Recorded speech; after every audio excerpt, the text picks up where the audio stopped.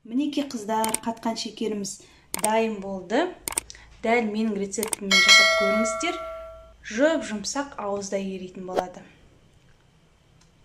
Тістегенде де жұп-жұмсақ. Сәлем қыздар, сіздермен мен Жаңылсын. Видеоны соңына дейін қараңыздар. Бүгін сіздермен күшті рецептпен бөлісетін боламын. Қатқан шекер, бұны шербет деп те атайды. Мен өзім осындай Малогорск деген сгущенканы алдым. 8,5%, жақсы дәмі, және де 60% сливочный берега сары майын пайдаландым. 500 граммдай осындай шекер керек болады. Тек қана осы 3 затпен күшті дәмді қатқан шекер жасап үйренесіздер. Қазанымызды құрғатып қыздырып аламыз. Содан кейін бір банка сгущенкамызды құямыз. Қазанымыз қызып тұрғаннан кейін, мына сгущенка құйғаннан кейін, оны сразу араластырыңыздар, әйтпесе түбі жабысып қалуы мүмкін.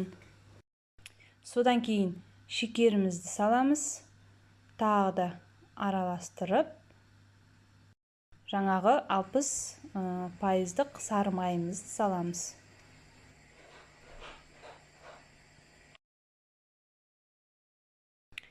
Осы үшеуін жақсылап тұрып араластырамыз. Газымыздың астын сәл баяу етіп қоямыз. Түбі жабысып қалмас үшін осылай үздіксіз араластырып отырамыз.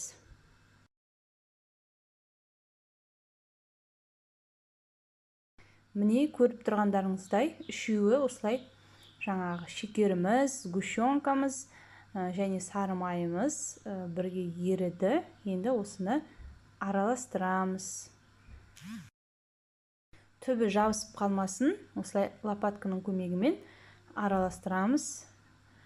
Түсі осылай өзгереді, сарғыштанып, қоңыр сарғыш болып, осылай өзгеріп, көпіршіктеніп қайнайды.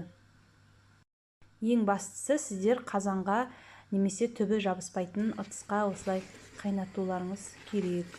Где-то шамамен 15-20 минуттай қайнатасыздар. Дайын болғанда өзі белгілі болады, қоюланып, жаңағыдай көпіршіктеніп қоюланады. Мінекей бір формаға, өздеріңіз білесіздер қандай формаға салу керектігін. Мен осылай пирогтың формасына салдым. Мінекей қыздар дайын болды. Қыздар, видео ұнаса, тіркелуді, лайк басуды ұмытпаңыздар.